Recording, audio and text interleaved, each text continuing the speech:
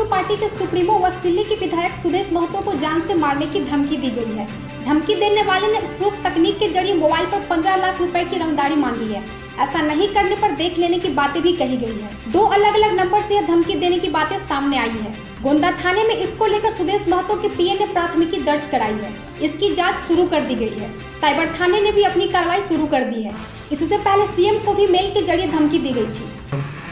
उनके जो पीए हैं उनके द्वारा एक आवेदन गोंदा थाना में दिया गया है। उस आवेदन के आधार पर हम लोग कांड दर्ज किए हैं। उसमें यह अंकित है कि किसी के द्वारा मोबाइल फ़ोन से फ़ोन करके और धमकी दिया गया और पैसे की मांग की गई है। तो हम लोग केस दर्ज कर अनुसंधान कर रहे हैं। अभी अनुसंधान जारी है। उम्मीद है कि जल्द ही अपराधी को पकड़ लेंगे। महिला वाले घरों को रोशन तो करते ही हैं, बच्चों का भविष्य भी संवारते हैं।